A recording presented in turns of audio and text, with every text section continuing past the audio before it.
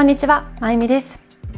今回は私が普段山登りの時に持って行っている登山装備についてご紹介していきたいと思います。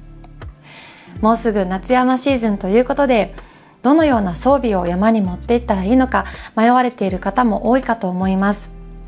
このチャンネルでも4年前に登山装備の動画をアップしたことがあるんですけど、最近ねその動画がよく見ていただけているんですよね。ただその時からだいぶアップデートしているので、今回は私の登山装備最新版をご紹介していきたいと思います。で、登山装備といっても日帰り登山、声泊、テント泊など様々だと思うんですよね。なので今回は水や食料などを省いた基本装備をご紹介していきたいと思います。この基本装備は私が必ず山に持っていくものなんですね。で、これにプラスして今回はちょっと標高が高い山だから防寒着をもう少し1枚多く持っていこうとか、ちょっと今回天候が崩れそうだから雨具対策をしっかりしていこうとかいうふうに、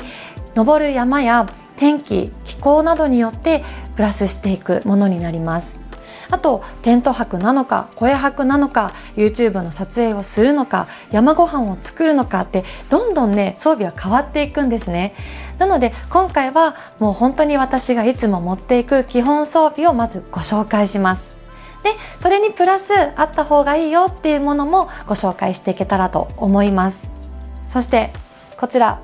私が昨年出版した書籍、私の山登りアイデア帳の中にも登山装備のことを詳しく掲載しています。紙媒体で確認したいよっていう方とか、登山装備もいいけど山の服とか山のウェアなども見てみたいっていう方はこちらに詳しく載っておりますので、こちらも合わせてご確認いただけると嬉しいです。で、今回ご紹介するものは登山歴12年の私がいろいろと試してきて今快適に使っているよっていうものになりますので、参考になれば嬉しいです。まずはレインウェアです。レインウェアはこちら、アンドワンダーの3レイヤー UL レインジャケットを使用しています。これねすっごく軽いんですよね。今測ったら 165g でした。結構ね薄手の生地なんですけど、耐水圧も透湿性もちゃんとしっかりしているものになります。これ薄手なので私ウィンドシェルとしても使っているんですよね。ちょっと風がある時とかこれ1枚羽織るだけですごく快適に歩くことができるんです。で、パラついた時にもこれを羽織って、風がある時にもこれを羽織ってっていう感じで、結構これは万能で使えるレインジャケットになっています。私必ず山に登る時は山の天気を本当ね4つ5つぐらいアプリで確認します。ふ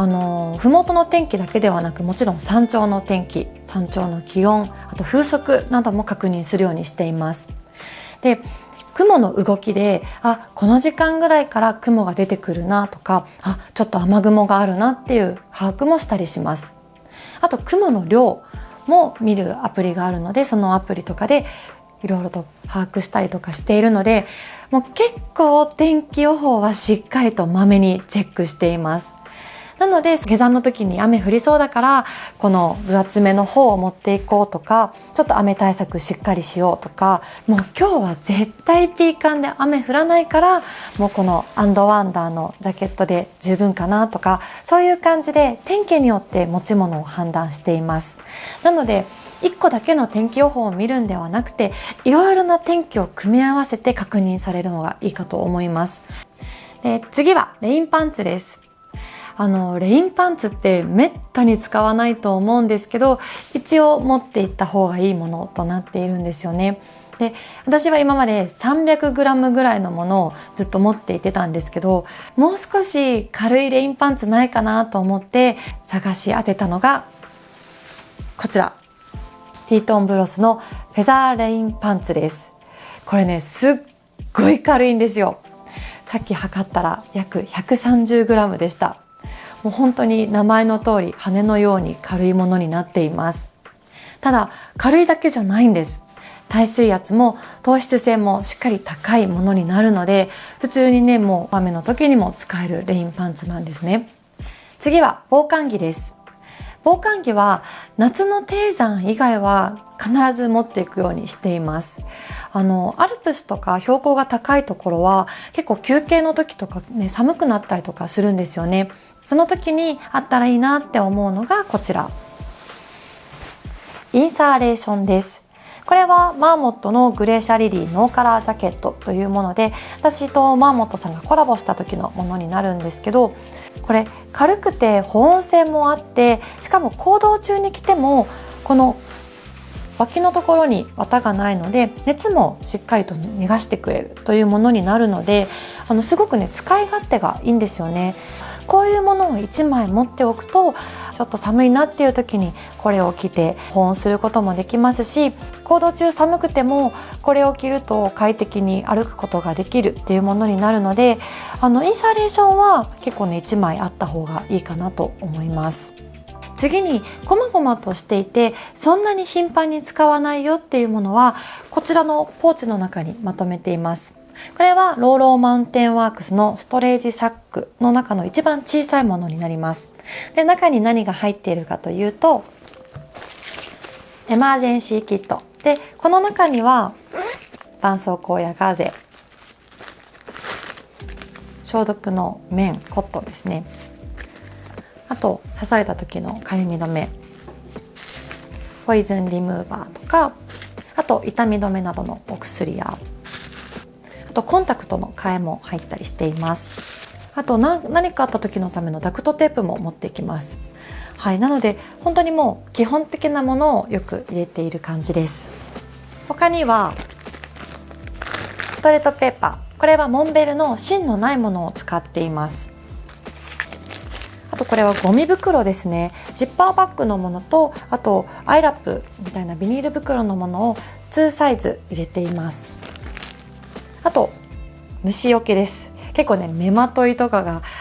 山に行くと多いので、虫除けは一応持っていきます。あとヘッドライトですね。ヘッドライトは下山の時に万が一暗くなってしまった時には必ず必要なものなので、これは一応入れております。で、はい、予備の電池も必ず持って行っています。あとファミ地図とコンパスですね。これは念のため持っていきます。私は今携帯に入っているヤマップの登山アプリを使っています。で、これがすごく優秀で、自分の今いる位置を GPS で判断してくれるので、あと小山でどれぐらいかなって把握することができるんですよね。登山計画も出すことができるので、山に登る前に事前にラウンドードしておいて、こういう登山アプリを使いこなすとすごく登山も楽しくなるんじゃないかなと思います。ただスマホがもしなくなったり紛失したり充電が切れてしまったりっていうのがちょっと怖いので、一応念のためにこの紙地図とコンパスは持っていくようにしています。で、一番欠かせないものがこちらです。モバイルバッテリーです。これはアンカーの1万ミリアンペアアワーのもので、スマホをフルで2回充電できるものになります。で、他にも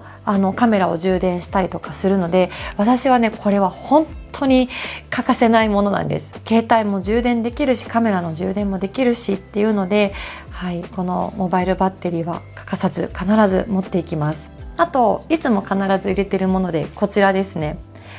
ビクトリノクスのカード型の五徳みたいなものです。ここにハサミがあったり、はい、爪やすりがあったりっていう風にピンセットもナイフもあるので、すごくね使いやすいものなんですよね。これ薄いですし、もう本当ポーチの隙間に入るので、これはかなりいつもどこでも持って行っています。ちなみにこれは中央アルプス駒ヶ岳ロープウェイの時のイベントの時にいただいたものです。で、続いてちょっと細々とザックの外側につけるものだったりを紹介していきます。まずは水筒です。夏場は暑いので、私は 1.5 リットルぐらい必ず持っていきます。ただ山小屋がある時はもう上で買えばいいかなって思うので、1リットルぐらい持っていって、で山小屋でちょっと買ったりとかしています。で、私はだいたいこういう水筒にペットボトルを移し替えて飲むようにしています。はい。で、飲むものは夏以外は麦茶をよく飲みます。でも夏はやっぱり汗で塩分が出てしまっているので、ハイポトニック飲料というような体内に吸収しやすいスポーツドリンク系を飲むようにしています。で、次にこちら座布団ですね。これはローローマウンテンワークスのハイカーズシートです。これこうやって広げると結構1人分の座布団になるので、岩場とかちょっとゴツゴツしてるなっていう時とか、地面にそのまま座りたくないなっていう時などはこれを必ず持っていくようにしています。次は日焼け止めです。日焼け止めはこちらの2タイプのものを持っていきます。こっちはアネッサのパーフェクト UV スキンケアジェルというものなんですけど、これは主にこの腕とか首とかに塗っています。顔にはあんまり塗りません。で、これはスプレータイプのもので、これ肌に直接塗ることができるスプレータイプなんですね。スプレータイプのものってほとんどが一回手に出してこうやって塗らなきゃいけないものがほとんどなんですけど、これは小さなお子さんでも使えるスプレータイプの日焼け止めなので、直接塗ることができるんです。なのであまり人がいない風下のところで、私は結構何秒ぐらいだろう、ずっと振りかけています。で、これだけだとちょっと顔の日焼け対策が少し心配なんですよね。なのでこれをスプレーかけた後にちょっとこうやって密着させて、でその後このクッションファンデを塗ります。でクッションファンデ塗る場所もこのよく紫外線が当たりそうなほっぺの部分とか鼻のところだけ塗るようにしています。これはバイユアっていうもので、SPF が50プラス PA4 のクッションファンデになるので、私はこの3つの組み合わせで今のところ乗り切っています。ちょっとね、日焼け対策とかの話になるとどんどん長くなってしまうので、またこれは別の動画でお話ししたいなと思います。あとですね、大事なの行動食です。行動食は全部この中に入っています。これは、ローローマウンテンワークスのちょっと四角いキューブ型のポーチになるんですけど、この中に一応除菌シート、アルコール除菌シートを入れています。あと私の大好きな寒天パパのグラノーラバー、あとこういう羊羹だったりアーモンド系のナッツ系を入れたりしています。でも夏場って結構食欲がなかったり、あんまり食べる気が起きなかったりするんですね。なのでそういう時はこういうジェルタイプのものを飲みます。これはアミノバイタルのパーフェクトエネルギーというもので、主にエネルギーになるものなので、ちょっと食欲はないけど何か口に入れておきたいっていう時にこういうジェルを飲むとまた歩くことができるんですよね。なのでこれすっごく味も美味しいので、ちょっとね酸味があって飲みやすいんですよ。なので暑くて食欲ないなっていう時は結構これを飲んで歩いたりしています。あと熊鈴ですね。私は一人で山登りすることが本当に多いので、一応熊鈴は携帯しています。ただたくさん周りに人がいる登山道だったり、もうここは絶対クマいないだろうっていう時はこういう風にならないようにして持つことができるので、もうサコッシュにつけておいてすぐにこのネジを取ってでつけたり外したりして使用しています。やっぱり一人だともう誰もいないような登山道だったら少し不安はあるんですよね。で、事前に熊の情報も市町村のホームページとかでしっかりと把握してチェックはするんですけど、熊鈴は携行するようにしています。あとは手ぬぐいですね。手ぬぐいはもうバックパックの外側に入れておいていつでも使えるようにしています。せっかくなのでこれを一つずつパッキングしていきたいと思います。で、今回使用するバックパックはこちらにあるオカラアイ新田のミッテンに入れていきたいと思います。これは30リットルのバックパックで、日帰り登山から声泊の時に私がよく利用するものになります。まず一番最初に入れるものは、もう山頂まで使わないものなので、今回の装備だったらこのインサーレーションになるんですね。なのでまずはインサーレーションを入れていきます。はい。でこのインスタレーションは収納袋がありません。今そのまま下に引き詰めました。結構インスタレーションって潰せば潰れるんですよね。なので着るときはふわっとなるので、そんなに使わないものだから一番下にしてギュギュッと押し込むような形で私は入れています。ただ雨の時は必ずジッパー袋とかに入れて、もう防水対策をしています。雨が降って濡れてしまうと使えないものになっちゃうんですよね。次にこういう小物系を入れます。レインパンツはこのストレージサックの隙間に入れてきます。はい、で次はこのレインジャケットです。蓋を閉めます。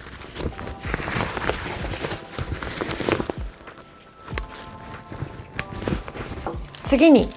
もう1時間に1回必ず塗る日焼け止め、これは前ポケットに入れます。クッションファンデもで、コード食も休憩の時によく食べたりするので前ポケットに入れます。で、結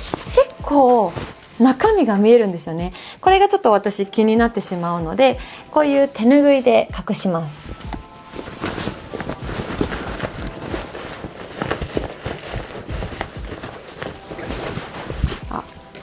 サングラスも一応サコッシュの中に入れるかここに入れています。でサイドポケットにこの座布団を入れます。こっちは水筒を入れます。はい、こういう風にまとまりました。せっかくなので重さも測ってみましょう。重さを測るときはこのスケールを使います。これは Amazon で2000弱ぐらいかな、1500円ぐらいで買ったものになるんですけど、すごく便利です。やっぱりザックの重さを把握しながら歩くのってちょっと大事だなって最近思ってきて、必ず登山行く前はこれで調べて測っています。もちろん水とか食料とかが入ってない状態になるんですけど、重さを知ることで持ち物と体力やルートのバランスを取ることができる気がするんですよね。なのでこういうスケール測るものはあったらかなりおすすめです。じゃあまず測ってみましょう。なんと 2.6 キロでした。めっちゃ軽いでもこれが私の基本装備になります。最後にプラスアルファで私が持っていくものをご紹介していきます。まず大雨の時はこのザックカバー必要ですよね。これはアンドワンダーのものなんですけど、こうやって広げると、はい、これぐらいの大きさのものになります。ちょっと可愛くて少し高いんですけど購入してみました。しかもこれこういう風に袋にもなるんですよね。なので温泉行った後にここに着替えとか入れることもできるので、すごい優れものになっています。あと森林限界を超えたもう遮るものが何もない、もう直射日光がすごくバンバン当たるよっていう時とかに必ず必要だなって思うのがこちらの西武兼用の傘になります。これはシックスムーンデザインズのものなんですけど、これねすっごい軽いんですよ。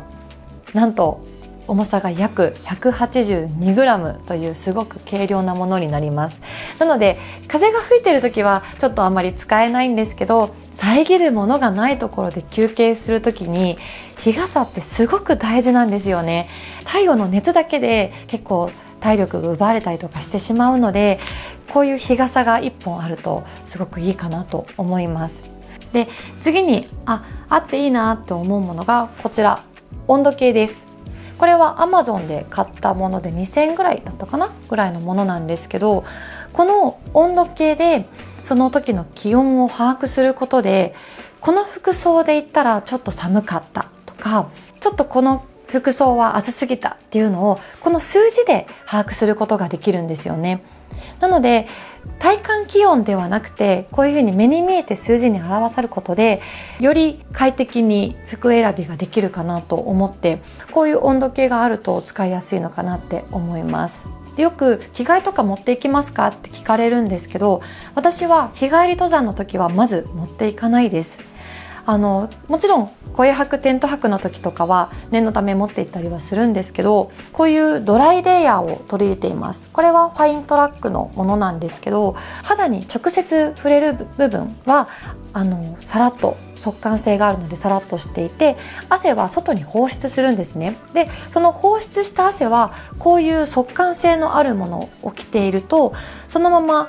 乾かしてくれるので、汗冷えすることがほぼないんですよね。なのでこういう機能性のものを取り入れることによって着替えとか持っていかなくなりました。なので下着類もそういう速乾性のあるものを使っていて、その辺を結構ね徹底してるんですね。やっぱり登山の時の汗冷えってすごく不快だったり低体温症になったりとかするリスクも高まるので、こういうね機能性の素材のものでいろいろと対策していく方がいいのかなと思います。以上が私の登山の時に持っていく基本装備になります。参考になりましたでしょうか。YouTube の撮影の時とか山ご飯の時とかはこれにプラスされていくという感じになります。なので YouTube の撮影の機材だったり山ご飯の道具などの動画はこちらにアップしていますので、こちらも参考にしていただけたら嬉しいです。でテント泊の場合はこちらの装備にテントだったり寝袋、マットなどが足される形になります。なのでこれはまた改めて違う動画でアップしていきたいと思います。ということで今回は私の登山装備の最新版をご紹介しました。また次の動画でお会いしましょう。バイバーイ。